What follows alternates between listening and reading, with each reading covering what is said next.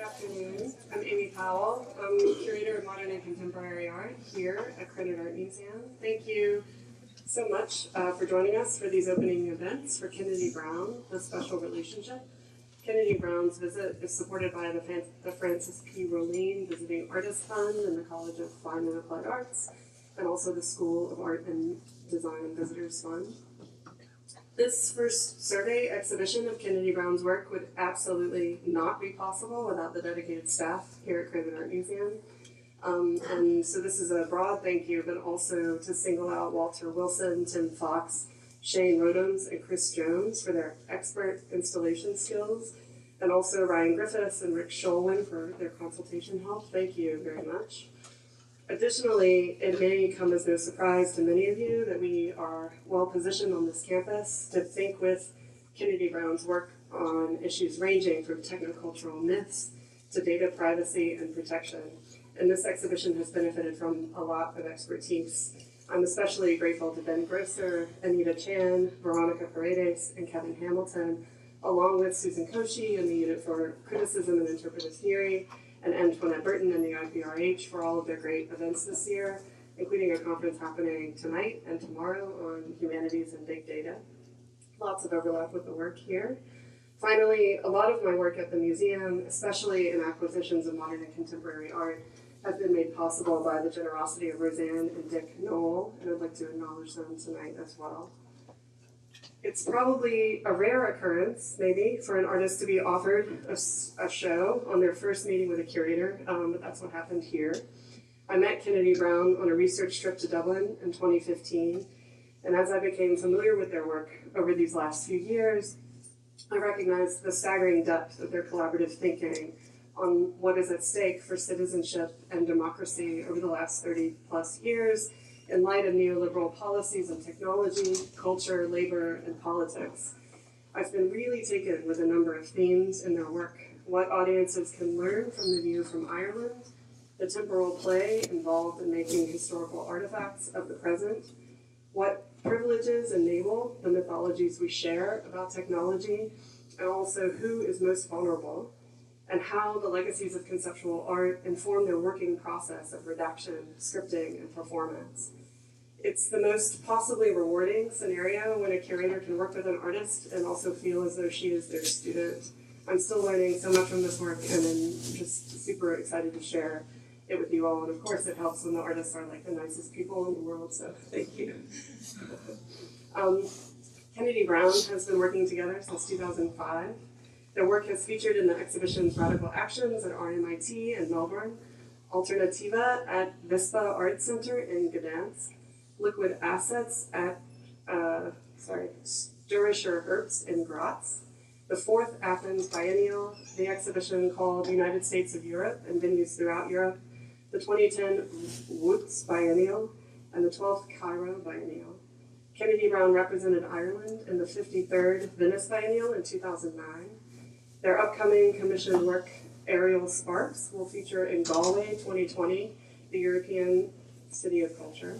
They studied at the National College of Art and Design in Dublin and have received awards and residencies from the Arts Council of Ireland, the Irish Cultural Centre in Paris, and Fire Station Artist Studios in Dublin, which is a terrific place and where I met them. So if you're ever in Dublin, you have to go to Fire Station Artist Studios. So please join me in welcoming Kennedy Browne.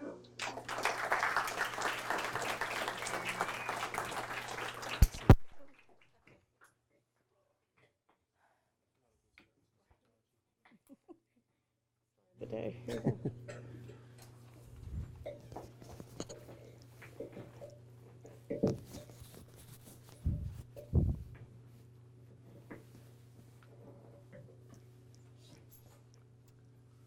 Hi everyone, we're really delighted to be here, and we also have to thank all of you for coming, and especially Amy for working with us, and so much support and engagement over what turned out to be longer than we expected, and we're really excited to be showing you work here as well.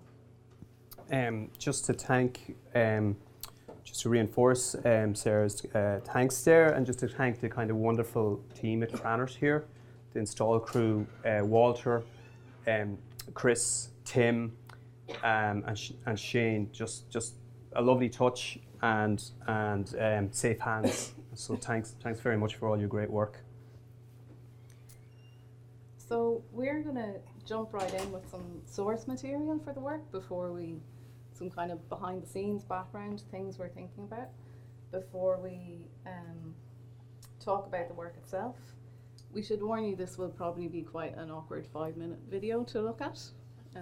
It's probably our first disclaimer of the evening. We have a few disclaimers to deliver, and this is the first one. This is an awkward video. It's uncomfortable. It's dreadfully banal. It's a Facebook Live video from 2016, and I suppose it's in keeping with Kennedy Browne. We kind of have been working together since 2005, and we feel very much our Kennedy Browne has grown up with Web 2.0, which is to say user-led kind of content in the internet, and that's been kind of our project to kind of make sense of that through our various projects. So, without further ado. About 5 minutes. All right, you're on. Is working? Yep. All right. I'm Palmer Luckey. I'm the founder of Oculus. I'm here with Andrea. Hi. Oh shoot, it's canceled. What? It's fine. What? Oh. Okay. This is the very first Oculus Rift. It's signed by myself, Michael Antonov, Brendan, and Nate. So we are going to go and deliver it to Ross Martin, who was the first person to pre-order it. Let's go.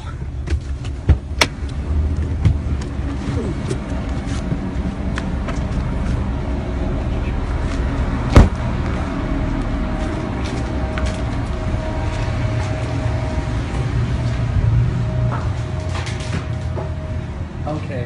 What floor was he? 105 right here, 105? I believe.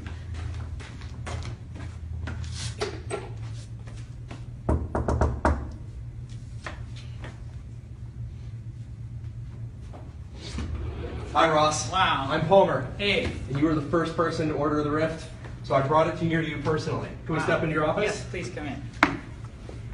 Hi, Ross. Hello. Nice place. Hey.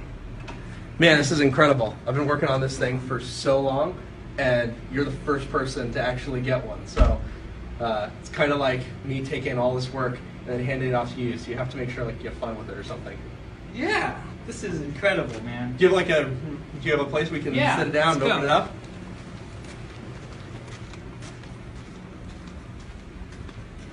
I can't believe you made it. I barely did. Alaska's a cold place. The good news is I thought that Alaska was like dark all the time this time of year, but I was wrong. Yeah, it's a really weird winter. Wow, no table. Thanks. There's a ping pong table underneath. Well, you can do the honors and open it up. I've opened up a bazillion of these things in QA. Nice. This is the coolest thing. So basically the sleeve rolls off, and then you can open the box. Sounds Here, good. let's do this. There we go. So how long have you been following virtual reality? Wow. You know, I can't even remember, but I started really paying attention DK1, DK2 era. I tried not to follow it too closely because then the weight would be harder.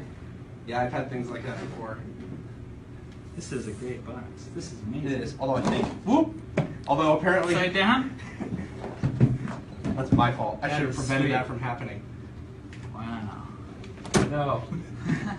That's weird. Wonder why. Well, pops out anyway.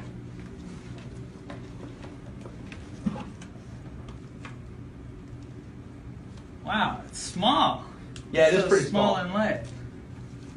Especially once you, because the arms are all the way in right now, so once you adjust the arms out, even proportionally, it seems even a bit smaller.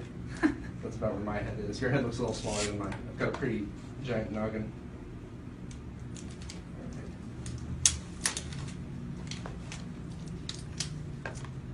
Let's try dumping it on your head. All right. So we're just gonna pop it up, whoop, pop that, and then put the back over your head, pull it forward. Hopefully it goes over your glasses. You might need to adjust it a little looser. How's it working? It's great.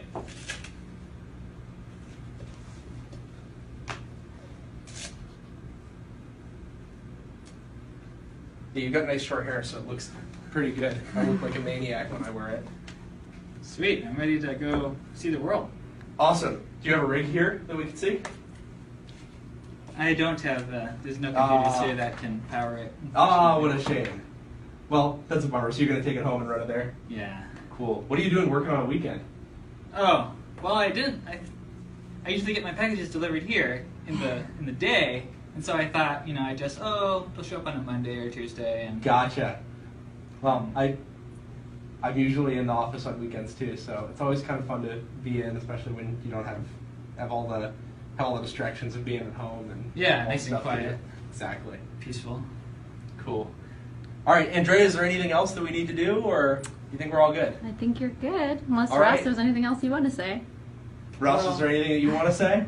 No, just thanks a lot for coming out, and I didn't sleep at all last night, so this is amazing, and on behalf of the online community and everyone, I know that people online can be fickle and whatnot, but I think we really appreciate all the transparency and outreach that you do, so thank you. I try to do as much as I can. Yeah. Awesome. I'm glad I made it.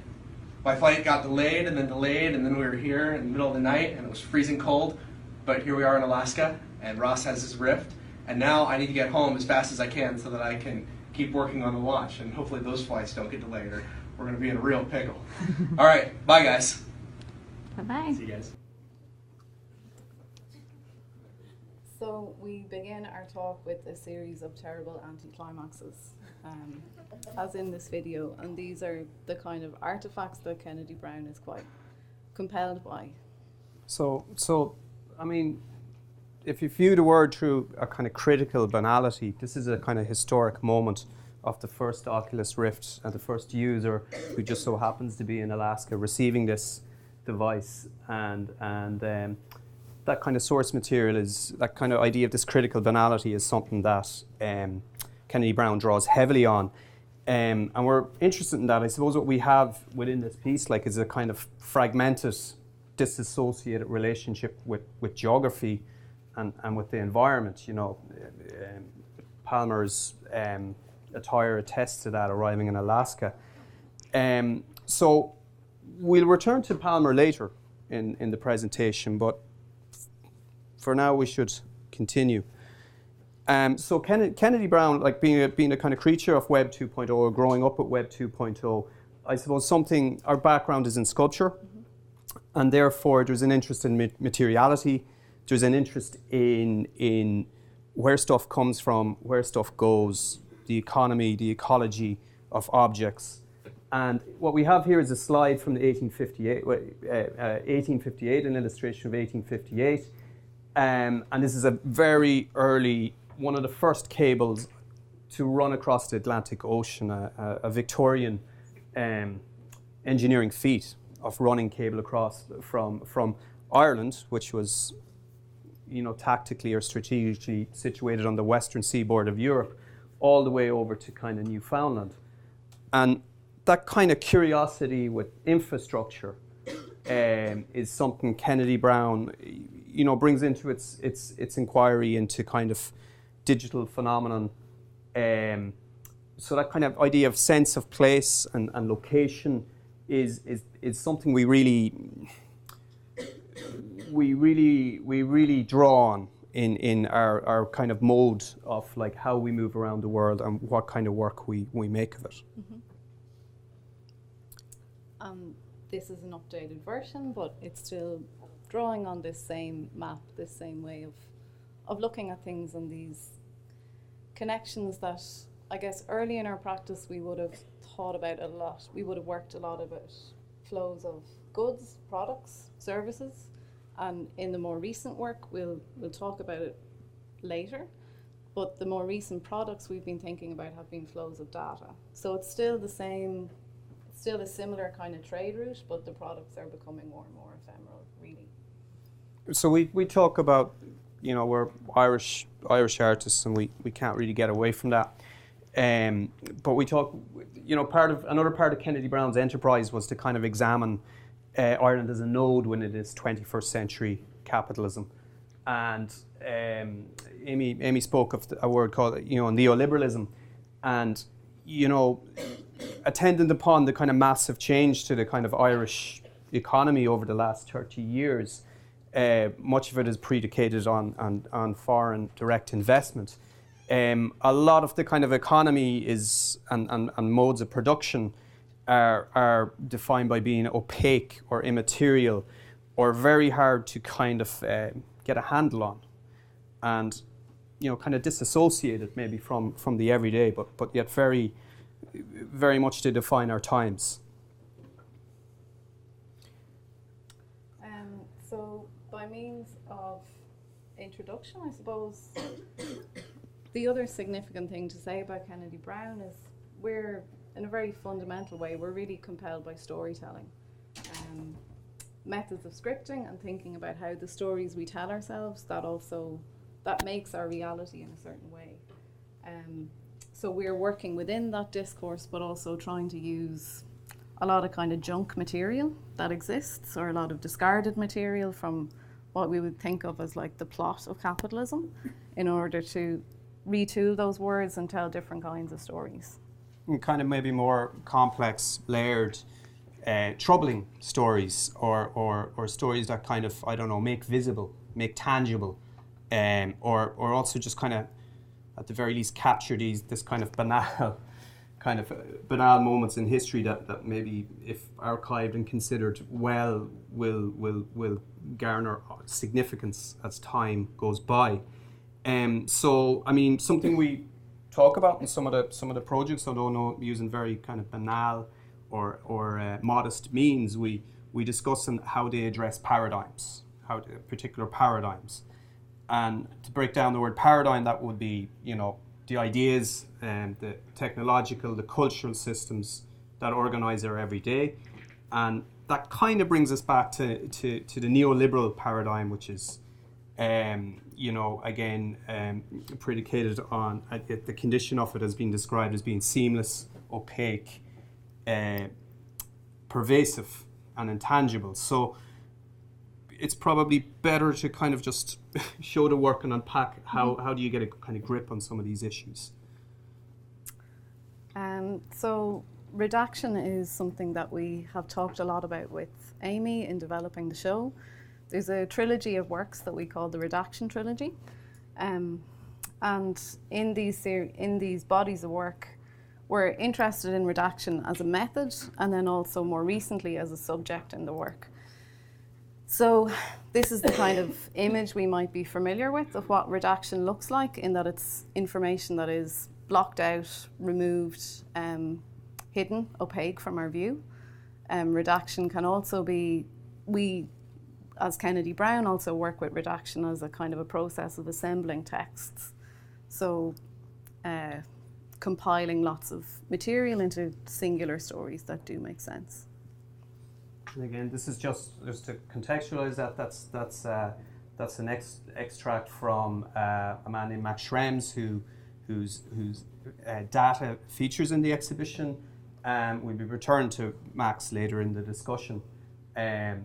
So just a classical example of redaction, but as Sarah says, redaction can also mean a kind of compositing, a cutting, a pasting, a kind of layering of different types of material. And just maybe something that is significant about this particular example is that the redaction is not done by a government. So this isn't the kind of image of like an FBI document that comes back redacted for purposes of national security. It's a document that was retrieved by a citizen from Facebook. So it's a corporation that has enacted this redaction. So we'll come back to that later, but it's important. So to talk about the first part of the Reduction Trilogy, called How Capital Moves, this is a photo document that we tracked down. This is from Roseburg, Oregon. And here we see the aftermath of layoffs in a car park of a company that we don't name, because the pattern is larger than one company. And these people have been laid off on pajama day at work. So what was supposed to be a kind of day of relaxed fun with your colleagues turned into something that at least to us looks like quite a humiliating experience out in a car park. And then... So this is relatable to said company which left Roseburg, Oregon in 2007. In that case, it also departed Ireland in large part, not fully of course, but its manufacturing ring departed Ireland in 2009 to go to Poland. So obviously 2009 was a time of a recession we all shared, both sides of the Atlantic. So this for this particular part of Ireland was absolutely devastating. So 1,500 jobs went, but in the broader economy that was 10,000 jobs, and it just had massive implications for the area. So the question for us was, we're invited to this city in Poland, Łódź. You might know Łódź from the very famous film school. But we were invited to Łódź, the Łódź Biennale, coming from Ireland. We elected to make something about this tale of two cities, so to speak, Limerick in Ireland, Łódź in Poland, and the movement of this factory from one place to another. And we probably started out with the idea that we would go to Limerick and interview people who had been laid off, collect their stories, composite their stories, layer their stories. We knew all along we wanted to translate into the Polish language, that then these stories would then be performed in Poland, working with Łódź Film School, incidentally, which was a great experience, to kind of present these stories in the city, like exploring ideas of like precarious labor and well, how capital moves in the 21st century.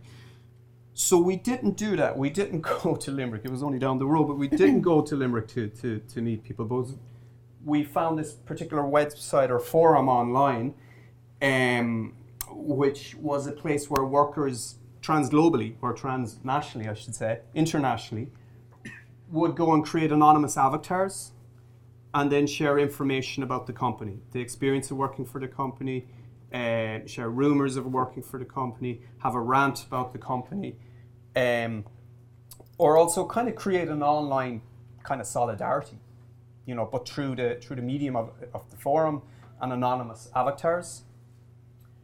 And that was really, really interesting for us. So this forum became our corpus to inquire into and to redact and to layer and to kind of try and script something from.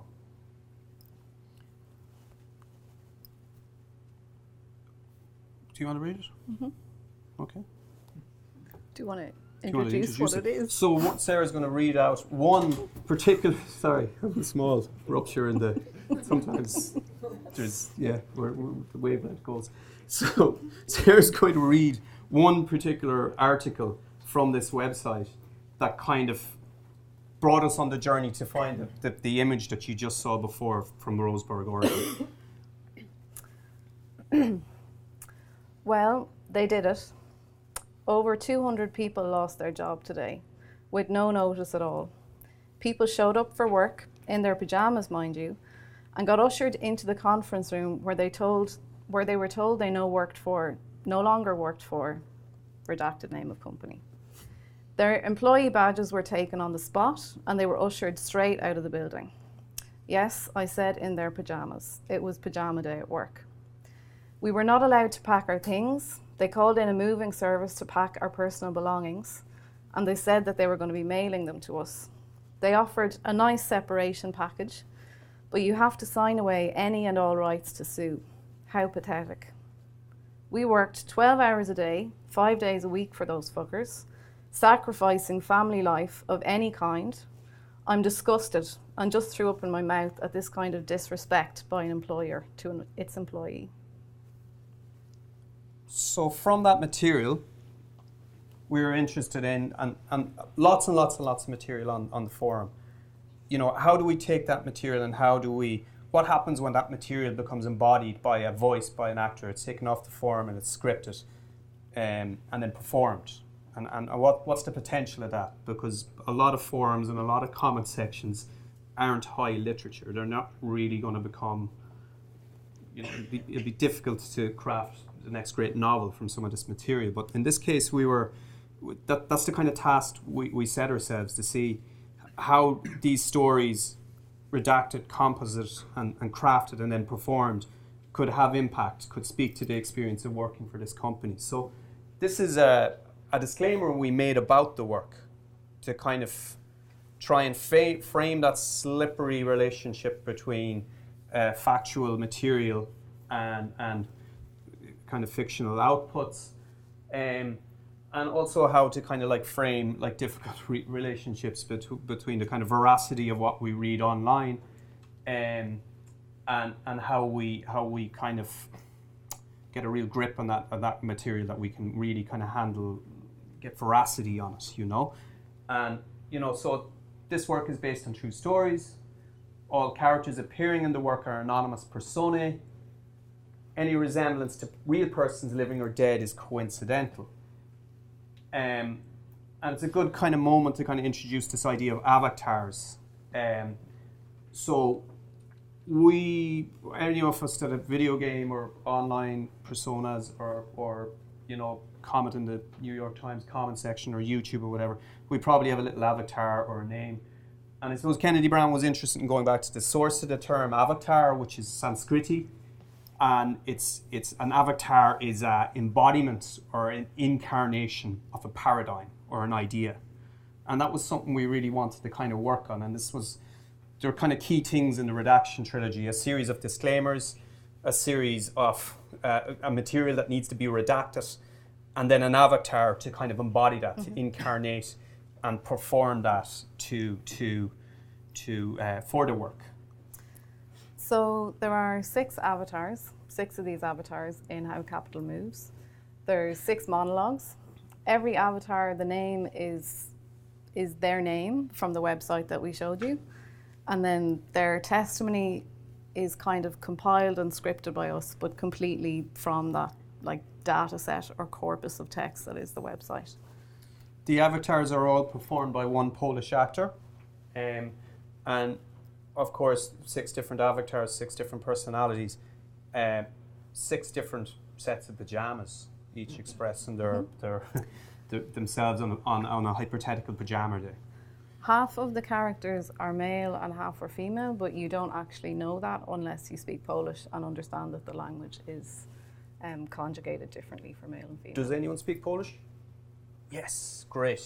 That's There's please also see the work, more swearing in the Polish version. Yeah, the Polish one's much bawdier. Yeah, he is a great improviser. So we'll introduce you very briefly to these avatars. So this is In the Know. In the Know is wise and seems to have information that other people don't. Perhaps middle management, but doesn't divulge too much, not enough. This is Family Guy. Family Guy is on edge with all the rumours that are circulating online about, imminent layoff. And Family Guy is obviously very invested in the company. He's got mortgages, bills to pay, and a family to look out for and after. This is Bitter Enema. Bitter Enema is furious. He's possibly wearing his mother's dressing gown. He really resents this kind of enforced participation and corporate fun days. But yeah, so he has a lot to say on the matter. This call centre guy. Call centre guy is fresh out of. He's freshly graduated, with a mediocre degree. He's spending way too much time on online gaming environments and conspiracy theories. He's got some interesting kind of conspiracies about the company's relationship to cults. This is Believed in Company. Believed in Company delivers the testimony that I read out, because Believed in Company actually had a very sincere commitment to the company that they worked for.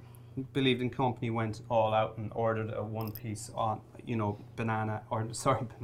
one-piece bunny costume for the occasion of pajama day. So it just. So these characters, Blue Sky. They follow a kind of a cycle, really, a kind of a pathway through some kind of grieving process, perhaps. And it ends with this character, Blue Sky. Blue Sky is a kind of transcendent figure, life beyond the company, life after the company. It's beautiful, transcend. So the work is shown in different places. We've been quite lucky to have work shown in different places. Even though it was initially commissioned for Łódź, we wanted to bring this back to Limerick, where in some ways this was really the source of the work. So this is an installation view from Limerick City Gallery, and this took place after we did a screening of the work to the Redundant Workers Association that was formed in Limerick after the factory had closed. It was kind of a union after the fact, really. So this union, there was no union to unions aren't banned in Ireland. I mean, Ireland hosts so many multinationals. They're not banned under European law. They can't be banned. They just can be very, very strongly discouraged within kind of conditions of multinational investment. This Redundant Workers Association realised they had to organise themselves pronto as soon as the redundancy or the layoffs came, because they quickly realised neither the company nor indeed the Irish state would support them to ensure that they got all the rights that they were entitled to, and the redundancy package they were entitled to. So they really had to kind of, create a union after the fact of losing their job to kind of fight for their rights. So in us bringing the work back, presenting it to them in the Polish language and a man in a pink bunny suit, this was a real test of the work, how it might meet their experience or their understanding. This was the work having to do real work beyond outside of a conventional kind of gallery or contemporary art setting, and we like that. We like that a lot when the work hits other social realities and is tested properly. So if that was the first part of this Reduction Trilogy in 2010, we developed the second part, which is called The Myth of the Many and the One, in 2012. And some of the backdrop for this was the motivation is some kind of idea about seeking Silicon Valley, is about seeking the mythology of entrepreneurialism, really.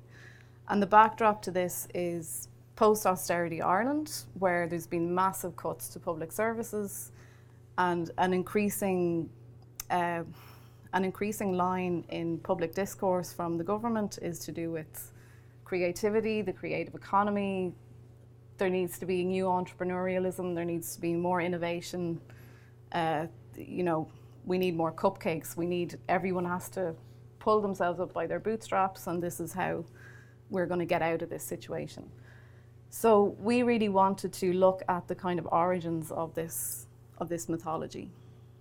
So for us, this here is a postcard. It's a postcard from probably the early 1950s. It's obviously entitled the Santa Clara Valley, but at the time, up until the late 40s and early 50s, Santa Clara Valley was known as the Valley of Heart's Delights, on account of its fruit, its wonderful Abundance. fruit growing potential, its abundance. So we see it here. That's not snow. That is actually peach blossoms across the valley, and of course the Santa Clara Valley,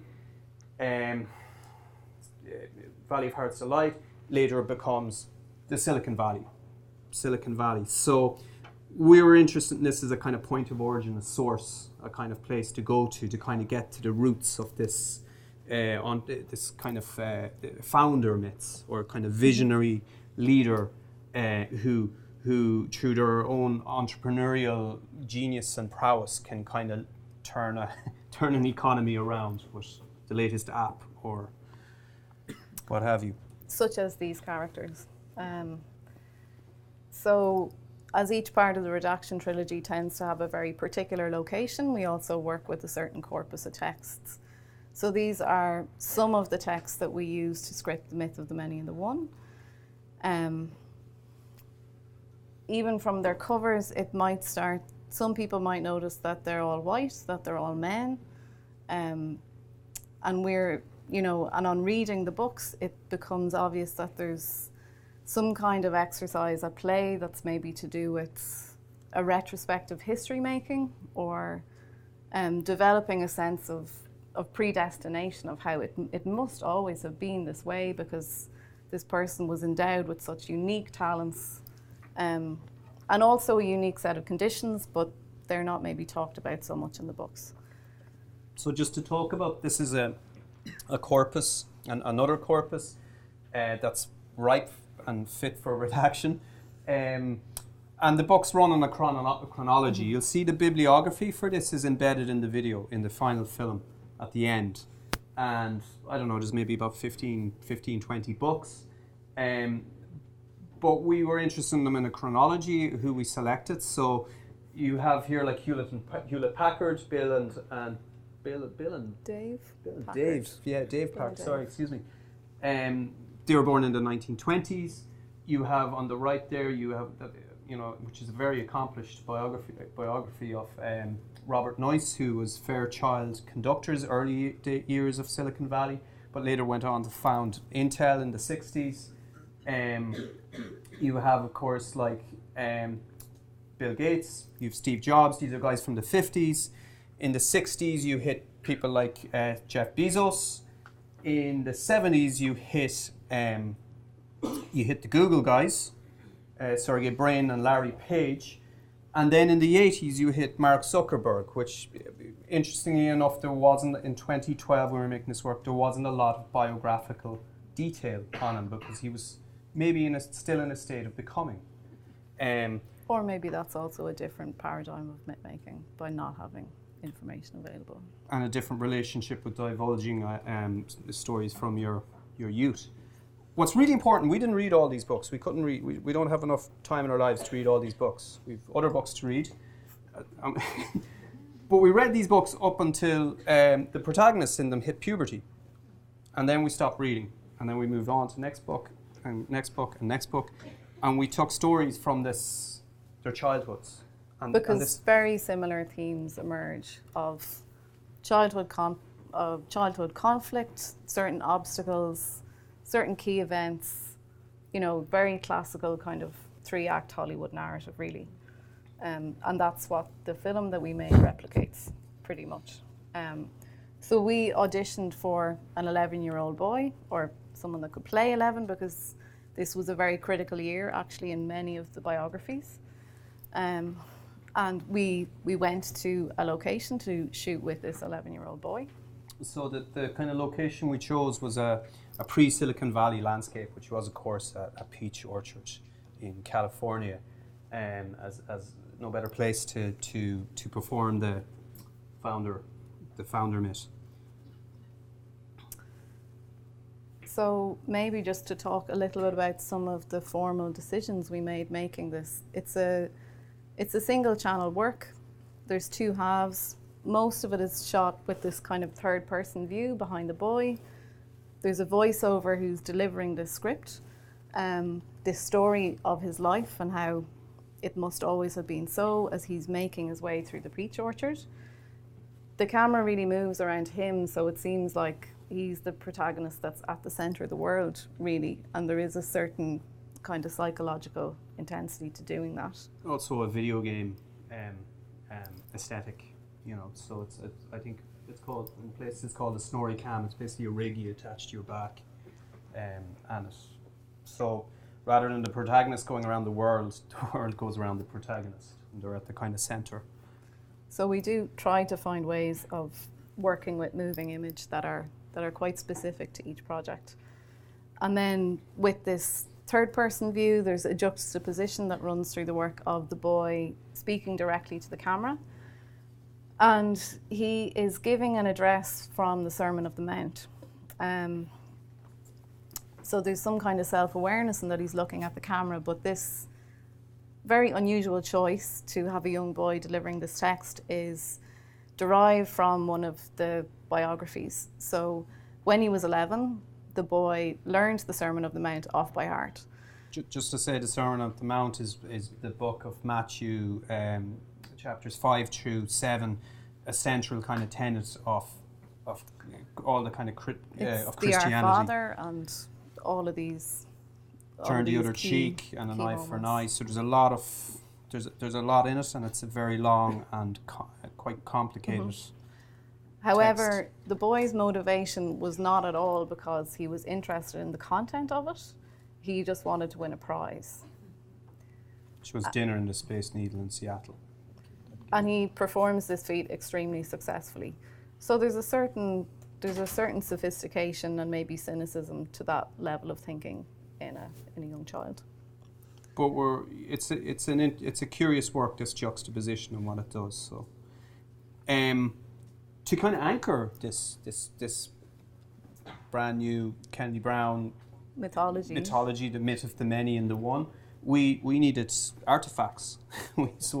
So from again reading all these books, we assembled a kind of material culture, that the things we had to go out in the world and find. So, for example, this is a 1950s rocking horse, and will I say his name? Oh yeah. So this is Bill Gates' rocking horse from the 1950s, which he apparently several of the biographies had the same story of him using this rocking horse incessantly as a young boy because he was high energy, and also discussed how this was a behaviour he took into the boardroom later. This kind of rocking motion when he was under stress or duress. So. Sorry. So this represents one of the kind of key turning points for another one of the boys, Steve Jobs. Steve Jobs brought this issue of Life magazine to Sunday school, I think when he was also around 10 or 11, as a question about how could God exist if this happens. He didn't receive a satisfactory answer, and he never went back to Sunday school after that. He was done with Judeo-Christian religion after that moment. This is a reconstruction. This is a total reconstruction. I mean, it's important to say that all the works are. They're bought on eBay, you know. But this one is a total reconstruction. This is Mark Zuckerberg's lightsaber. He dressed up as he was Darth Vader for his bar mitzvah, yeah. So this is like really a complete fabrication, but one of our favorite artifacts. So that kind of marks the conclusion of the myth of the many and the one and the Wonder Years, and then after this, you know, it gets closer. This person, you know, the next founder in the line might be Palmer Luckey that we showed you at the beginning with the Oculus, and you know, temporally it's a lot closer to us. So Palmer Luckey's born in 1992, so we're now into the 90s. So if these artifacts are reconstructed, kind of childhood things that somehow are still part of a business biography, this is a real photograph of a real artifact. So this is a replica of the Anduril sword from Lord of the Rings. And this hangs in a company of that name, Anduril, that is founded by Palmer Luckey. And Anduril is the company founded after Oculus and is investigating the use of VR with military surveillance, and particularly the control of the US border. So, So this is now. The other things were maybe more comfortably in the past, but this is very live where we're trying to situate ourselves at the moment. Very much in the present. Just to talk about Palmer as well, you know, a little bit more. So in 2014, Facebook bought Oculus, which was as it has been its pattern to buy kind of emerging technologies or potential competitors, and then in September 2016, Palmer was exposed as his avatar name, Near Billionaire, was exposed on as being a contributor to 4chan and Reddit, and also the fact that he was sponsoring or giving donations to an organization called Nimble America, which was directly involved in I hate using this term, it's very bad language, but shit posting and trawling in the run-up to the US elections. So after that, kind of Luckey went to ground within Facebook. He stopped all his social media, and he finally left the company and Oculus in I think it was March 2017, and moved on to create Anduril.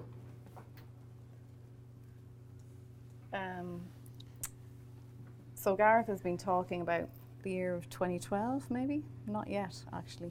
So this is not what you see in the show. This is the prototype of Oculus. And we're really interested in this moment when a technology is, you know, it can go one way or another. It's not really fixed yet. We don't have like a standard on what the virtual reality experience is going to be, but this is one of the options. So this was in 2012. This was actually first shown when we were in Silicon Valley making the previous work. The wonder, or making The Myth of the Many. And I suppose 2012 was a big year. I mean, we bookended. I think we were there in March, and then we were there over the summer. And then in the May of that year, Facebook had its first public offering. So it went onto the stock exchange, and at the kind of time we discussed it, that, you know, between ourselves, not any great research. Wow, like Facebook's now on the stock exchange. Facebook's now a public company. People are buying shares. They have to make a return every quarter on their public offering, and on their, they have to give dividends now. So that kind of became a kind of question in our mind. Well, how are they going to make profit? How are they going to make a return? How are they going to commodify and monetize Facebook going forward as a company floated on the stock exchange? So the final part of the trilogy that we'll conclude with, speaking about in not too much detail, is called Real World Harm. In the spirit of reduction, companies aren't named in the work because actually there's a set of concerns that goes far beyond any individual company. But the name of the work is taken from this job advertisement. We are seeking a self-starter with a passion for mitigating real-world harm, protecting our community, and being the voice of our users. So real-world harm is really somehow concerned with this new paradigm of online behavior affecting what happens offline that is recognized by these companies, maybe not so much by ourselves yet. So part of what you will hear in the exhibition, there's two parts to real world harm. One is a 360-degree video for Oculus. So there's the Oculus as an object, the video inside it. And then there's also a sound installation that surrounds it. The choice to work with sound was really important for us this time, to think about the voice. There are humans involved in this work. The voices that you hear are the people that moderate real world harm for different companies, like over the last number of years. So content moderators, so they're at the coal face of all the really nasty stuff that goes up online, and they have to make a call on whether to delete that, whether to delete that is censorious, or whether to escalate it, pass up the line, or whether to let it go, whether to let it pass.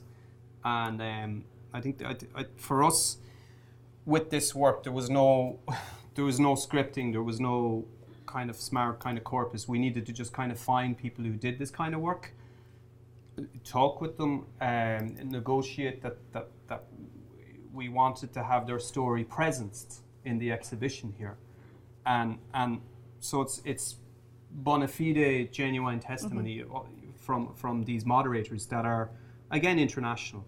They range from being in Europe to North Africa to the Philippines to, of course, the United States.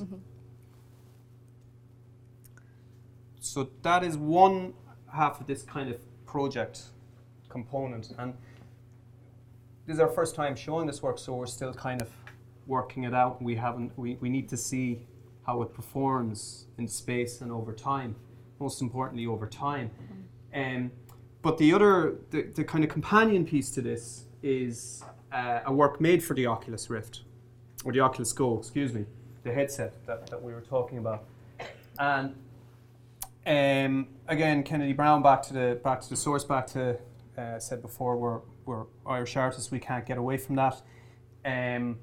We could have brought you anywhere when you put on the Oculus Go, but we elected to bring you to a small town in Ireland, where your head would effectively be on a selfie stick, captive audience of this quite elegant German man who's going to give you a tour of this small Irish town,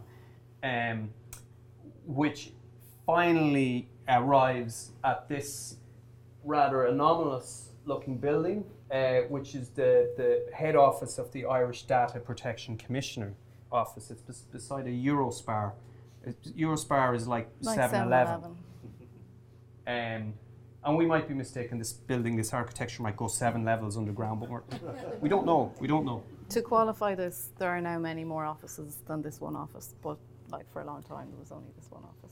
For a critical time there was only this office, and because it's important to say, because Ireland is the home of many of multinational kind of tech companies, for various reasons, not only our low corporation tax, but also very educated workforce and English speaking and multicultural, also kind of very open to migration and flows of people and capital.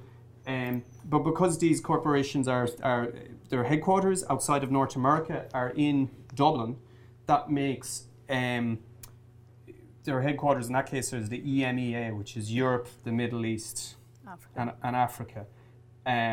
So like everywhere that isn't North America, pretty much. So it's a huge responsibility for like a very small office.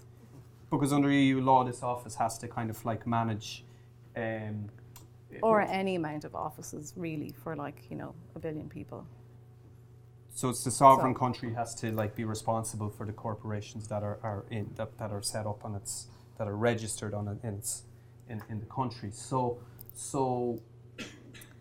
this man brings you on not only a tour of this small town Ireland, but also he offers you a thought experiment, which is based on the Ring of Gyges. So the Ring of Gyges is where Glaucon challenges Socrates in Plato's Republic, with a kind of thought experiment around, would you be moral if I gave you a ring that made you invisible, where you could go and do whatever you want?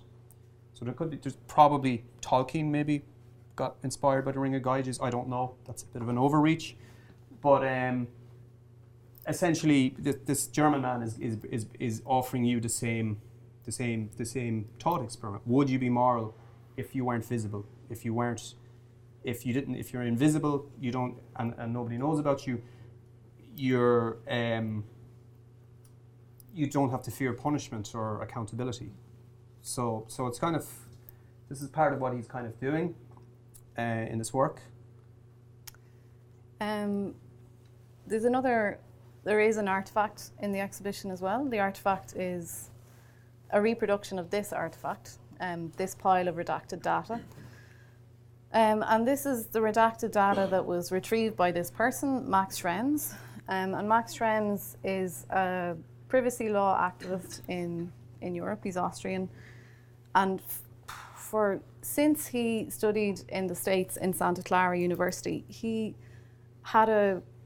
wrote his master's dissertation based kind of in response to a talk that a Facebook lawyer gave, and was like, I suppose, testing privacy rights really in the States and in Europe.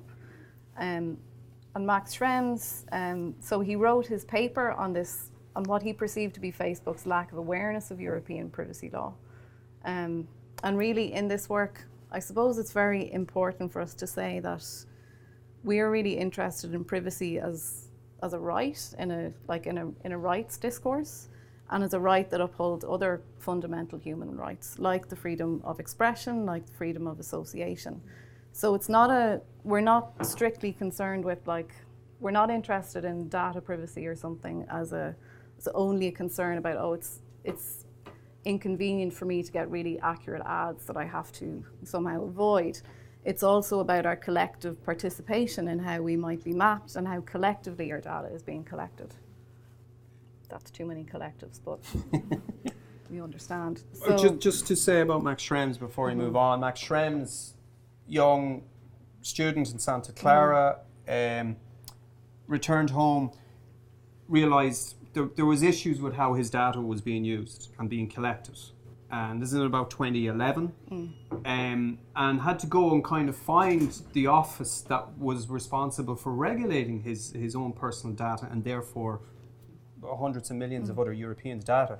That brought him to that small town in Ireland, to that office, where he had to kind of knock on the door and meet people and try and kind of, get a handle on this, that do you know what's at stake here?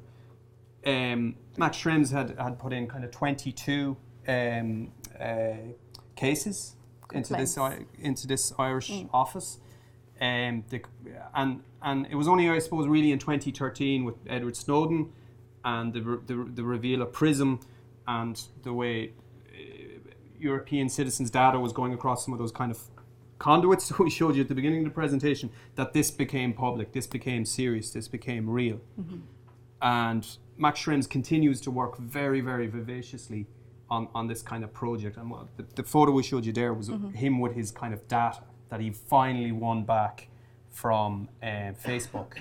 And it's kind of an iconic shot that when you look up Max Schrems, he's got his data, which is 811 pages, A4, which we've been very privileged that Max has let us present the data here, redacted, for the first time.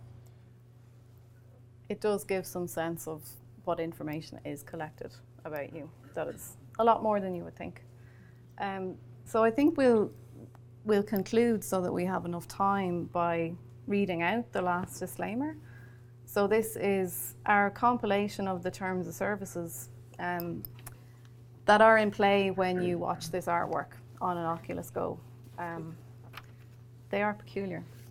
So, while wearing or using this device, you consent to the collection, storage, and distribution of your data, including your bodily movements, to data centers and systems around the world, including outside your country of residence. By wearing using this device, you agree that regardless of where you use it, the laws of the state of California govern your access, except for users residing in Germany. Prolonged use of this device should be avoided, as this could negatively impact hand-eye coordination, balance, and multitasking ability. These symptoms may put you at an increased risk of injury when engaging in normal activities in the real world. By wearing or using this device, you agree that any dispute that arises is personal to you and must be settled by individual arbitration and not by class action or any other representative proceeding. You agree to bring any dispute to small claims court in San Mateo County, California, or if you reside in the United States, in a small claims court in your county of residence. If you do not agree to these terms of service, do not wear or use this device. So you've been warned. So that is what is upstairs. Thank you.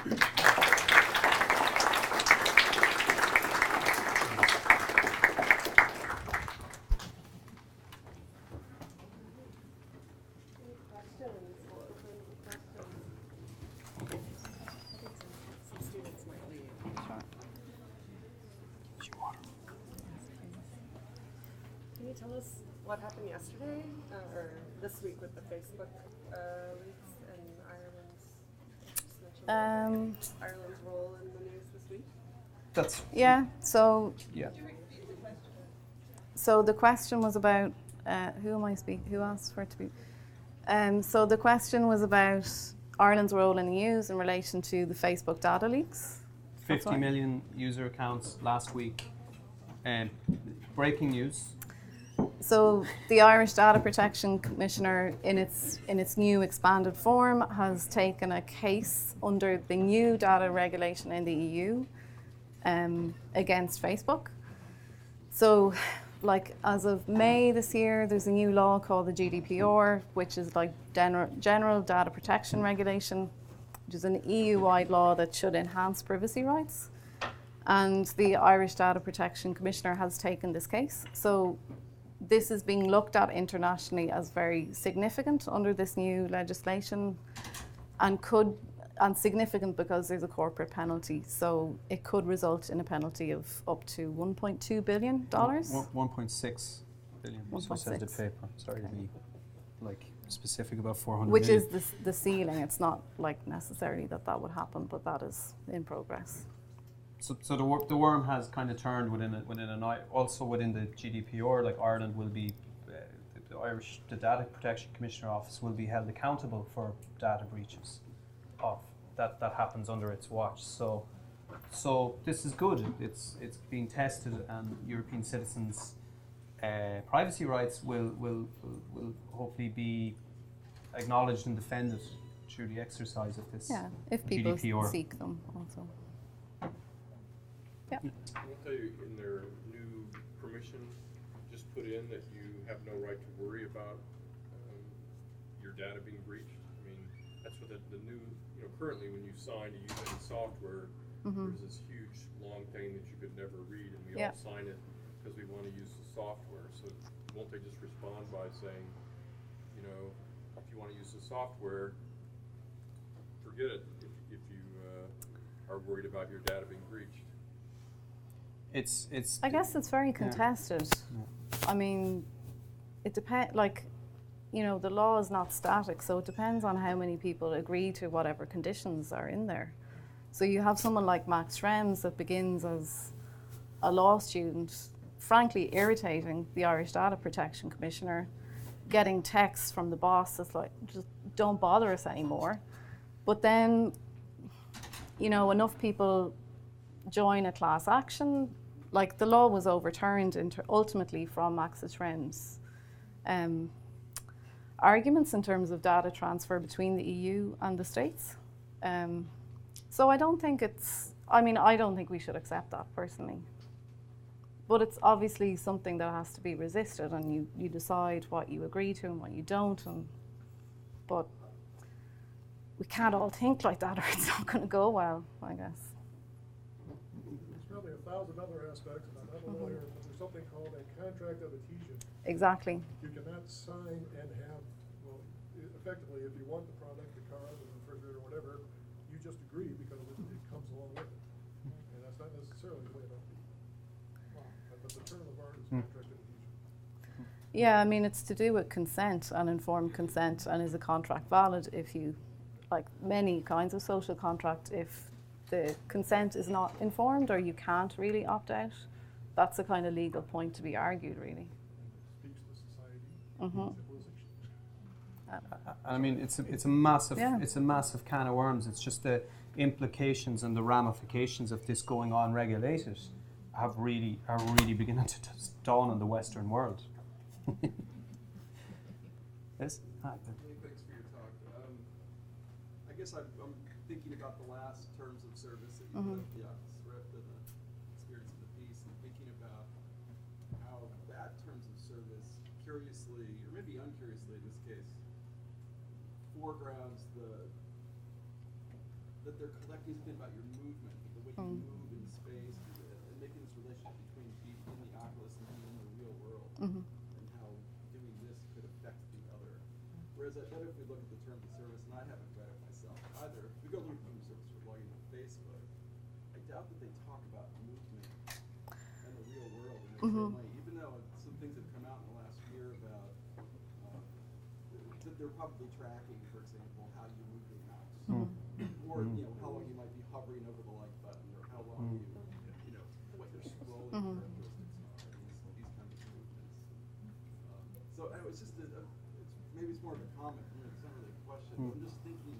Yeah, I mean, they make distinction. They don't make distinction. Facebook use affects real world too, as I guess, like for us, we were really interested in that aspect of the body being tracked because, I mean, from a data perspective, there's lots of things you can do to change your data or cover your tracks or change your passwords. But like, if that amounts to biometric data being collected on people, there's very little you can do to change your physical makeup.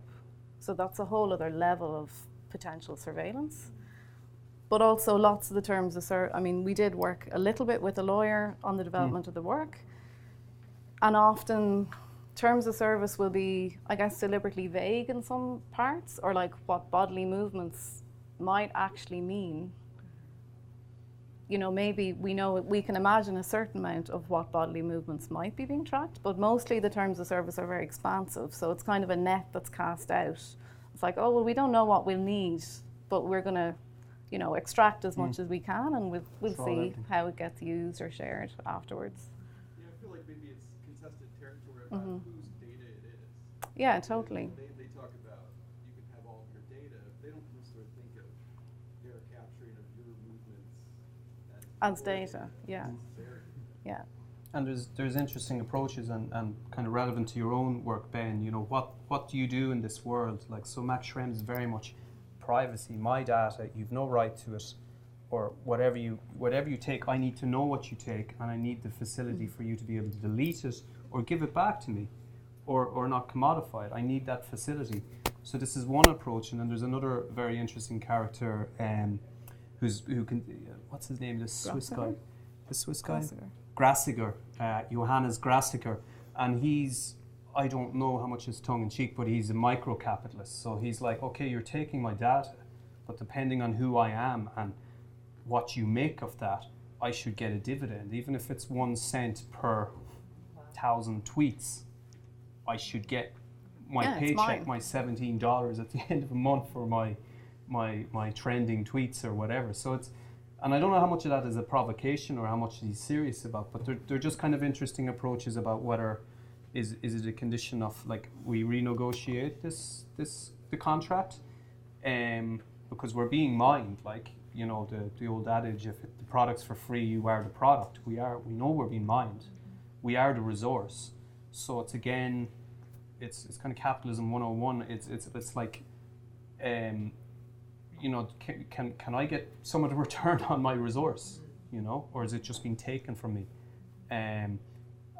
Or what do you do? Is it an outright resistance and withdrawal?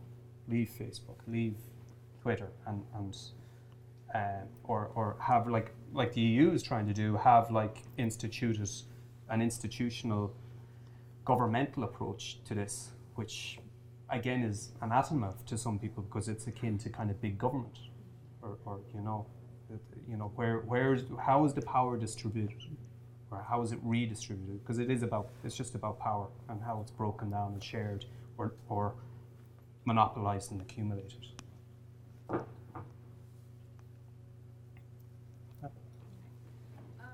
just wanted to ask, you mentioned earlier that you're interested in how your work performs outside of art worlds and kind of in other social spaces. I was really interested to know how you make those connections, or like how you go about that. We're peculiar as well because we have individual practices, so we are ourselves as well, and then we become Kennedy Browne. But totally different work. Totally different work, which is 3 artists, 2 bodies. Which is very. It is. That's how it works. So our own work would be much more specifically, maybe socially engaged, and much more analog as well, much more roots in sculpture and expanded sculptural practice. But I suppose within kind of Kennedy Browne, I suppose it's always that kind of condition of what kind of dialogue do we set up with other people from other realms, from other disciplines. But I guess often it just comes from the research, the topics we're looking at. So we try to make things with a certain ethic, with a certain group of people. Like the situation of making a film is also a set of working conditions for everyone. So as a very basic thing, we would always try to show the work where we made the work with the people that we made the work with.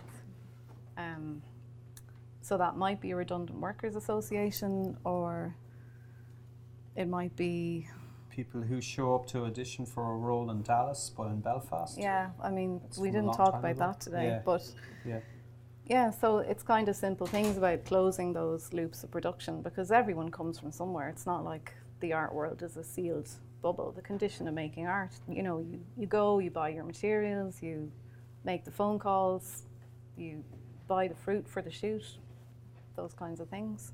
But there's also, I don't know, there was a kind of workshop element to this project that was supposed to become the work, which was an improvised workshop in a hotel conference room in the Dublin Docklands that was all shot on 360 video. So the experience was going to be, you're in an improvisation workshop with all these people running around. The work did not translate well at all into a 360 experience. No. But someone asked us about failures in the MFA talk the other day. That was a good answer. It was so failed we forgot about it. Yeah, it's a full-blown failure. But in failure, there's stuff to be retrieved. The people that we invited, the 8 participants in that improvised workshop, extremely interesting people within Dublin City and within Ireland, involved. You know, kind of like a community of interest around these concerns from. So people involved in journalism, comedy, improvisation and law as well. So I guess through making the work with people that you're trying to bring together in a specific dialogue, you also hope that, you know, that they take something from it, that it goes into their world in some way. Yeah, and it's not representation, it's useful, it's a tool, it's an active form of research and exchange and dialogue. That's the hope. I mean, the improvisation workshop was a rip-roaring success for the people in it. It's just, very interesting. you don't want to re-experience it through a 360 headset. No. No. Never. That hard drive will sit on the shelf.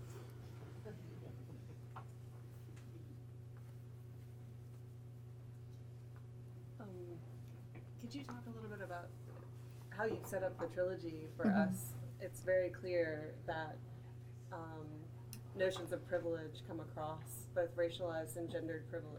And can you talk also about how the frame of the work allows for minority positions to come in? I mean, and that happens literally when, depending on certain folks you interview, but how do we, it seems very clear how we see a kind of majoritarian position, but how do we also see other kinds of positions in the work? I guess, I mean, I think Kennedy Browne is a feminist. When I talk about Kennedy Browne is a feminist. In some ways, like, gender is completely, like, fundamental. As an example of minority or different viewpoints, Kennedy Browne already as an entity has an unusual gender presentation as a being. So that's kind of a starting point.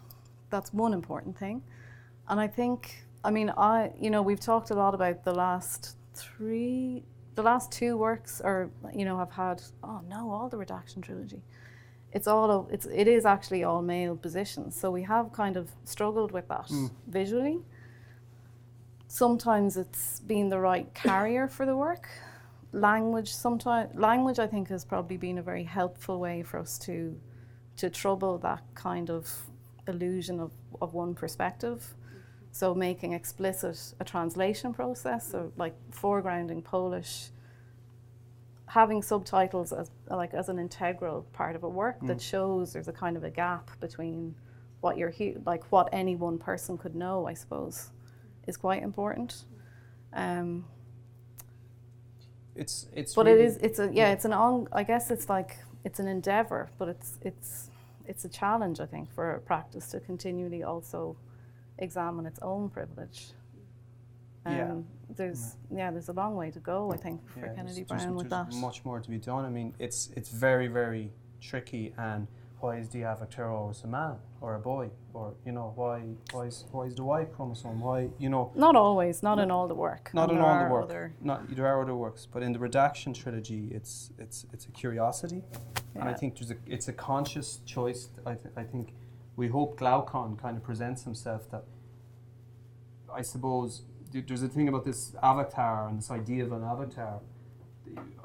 with Glaucon, we discussed that he elected to have this body, a kind of sophisticated European, German, tall, dark and handsome body, because he's got your head in a stick, and he kind of think, or he or she, or it, the avatar thinks, you might actually listen to this embodiment more, because it's got something very important to tell you. But I mean, this is just a discussion we had about, is this a kind of convincing, you know, given all some of the kind of entrenched prejudices and that we have to work very, very hard and consciously at to kind of acknowledge and see and overcome and change. This kind of, I mean, a key text for the research of the work was the Phenomenology of Whiteness, and how whiteness goes unseen, and it's an invisible privilege, you know, and Glaucon addresses that directly. I belong here. It's easy for me to be here. Walking in this small little Irish town, I'm just with a selfie stick and a 360 camera on it. He's kind of normal. He's just normal. It's easy for him to be there. It's easy. And he's acknowledging that easiness because he's elected to have that body, and maybe we elected for him to have that body because we want. It's very important what he has to tell people. But we don't know. We're yeah, you I know, mean, there are ongoing questions about how to represent difference, or not even represent, but how difference might be present in the work. So, like in Real World Harm, there's the voices of the moderators, but you're not looking at them. But you can, I mean, you still know that they're unusual voices. They're obviously like real voices or authentic voices that are people that have accents. And we did choose not to try and represent difference visually. Particularly because just the whole Real World Harm has been really difficult to make, because the kind of transmission of violence from online to offline and vice versa is just really dark. It's really difficult to kind of deal with this material without kind of re-traumatizing either the people you're working with or potentially viewers in a gallery. So we're still trying to work that out going forward. But it is a key concern in the work, yeah. And I mean, with the moderator work, it's very much about deprivileging the act of seeing, the optical, and we need to listen. You know, we need to use that faculty, which is listening. The act of listening generates kind of sympathetic response. You know, and an empathetic response, and that's important for this work. You know, I mean. We're delighted some people in the audience speak Polish, because when you hear the Polish work, the language is gendered, that you know if it's a female voice and we were really interested in that nuance. And then we wound up in Silicon Valley with the masculinist myth of entrepreneurialism, so we were a little bit locked in maybe. And then, you know, we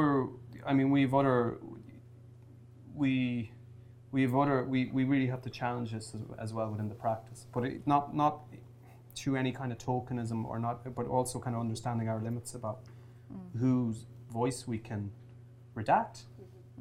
You know, we have to be careful, like, and whose voice we can use in our work, because we'll overreach and overextend ourselves so easily, like many artists do, and like we've done before. Sure. If that makes sense, you know. It's tricky. And that's why I asked, because I think it's a real strength of the work. I mean, given the materials that you're working with, this is material about masculinity and about whiteness, and it makes that known. It makes that privilege known. And so I've just been really interested to see where other voices come in, and wondered how you think about that. So yeah, that's great. Yeah. Any other questions?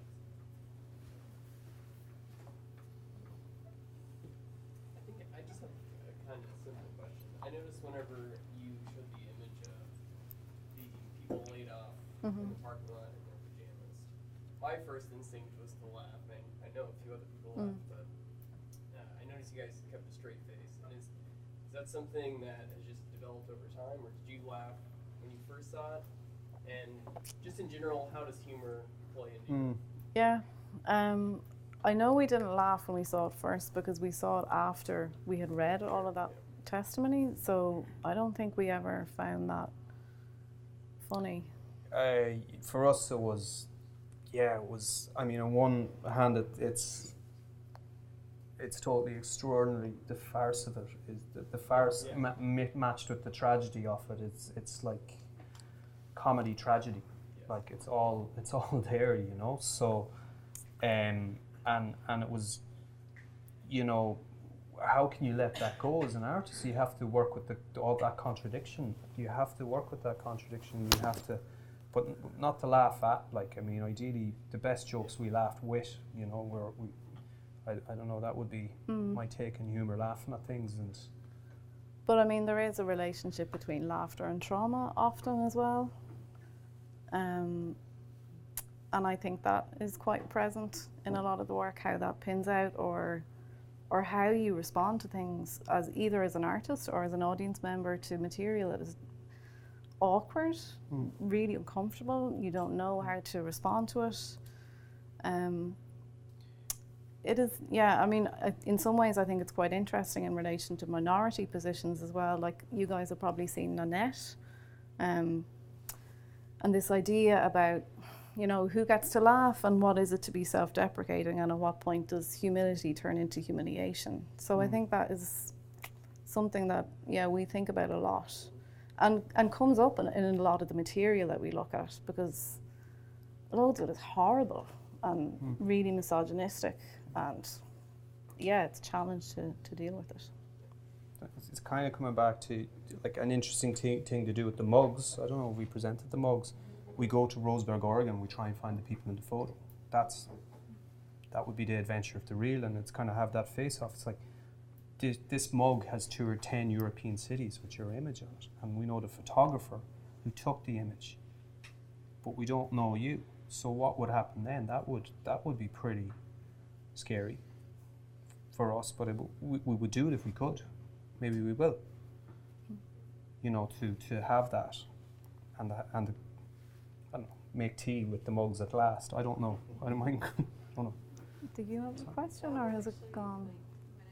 My next question I was going to ask if you knew the people in that image and like what you felt about like replicating that image and putting it out there without maybe necessarily knowing if you have to consent to do that.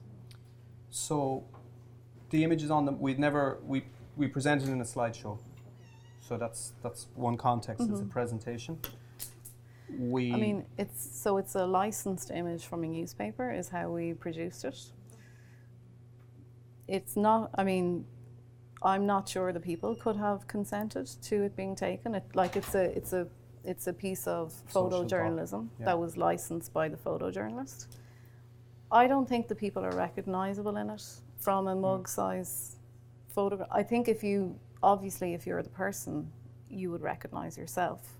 But I don't think you would be able to identify the people in the mug. Actually, the photograph in the mugs is not the one that's in the presentation. Yeah. So they're not, the faces aren't as visible. So it's, we really try very, very hard to be. And we would not make something. There's a certain amount of invention, but really lots of these things exist already. So the mug was like a process that exists from a newspaper that, probably your child is on the photograph, is on the front cover, and you get it printed on a mug. So it's a completely accessible, mass-produced item that we just custom made as an artwork. Does that answer? I mean, it's a huge question, and who are the people in your work? It's a huge, and we try. We're conscious, and we try very hard, and it does come back to representation and whose voice we can speak to. And I mean, approaching the moderators was very interesting. Having to also the photographs of the airplanes in another work, we approached all the photographers that took those photos.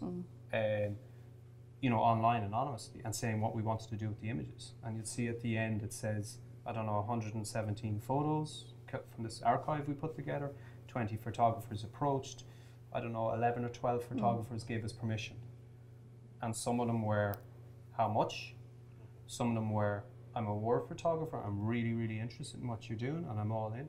Some of them were, I'm a CEO with an American company, and I'm uncomfortable with this. I don't want it. You can't use my image. And some of them were, I'm just into airplanes. It's just, you know, but we approach that in terms of... We respect those wishes. We don't use people's images without their permission. But we approach them very transparently what we want to do with this material and why. Because it was kind of marking roughly a 10-year anniversary of the use of that Irish airport related to 2001 and US military going into Afghanistan. So we were kind of marking that. A whole other That's another ball of wax. Yeah, sorry. There was another question. I don't know if it's still relevant or not. Okay. Well, I just wanted to say that I thought it was interesting when you showed the picture. I mean, our immediate response is like, it's kind of funny, but as soon as you gave us the backstory about these people who lost their jobs that day, I mean, then it's not, it's humor. You instead shift to a sense of empathy, perhaps, or like, oh my gosh, it's supposed to be a fun day. I think it makes, either draws your humanity, or it's like somebody who's just not empathetic. Yeah. Or no compassion. Yeah.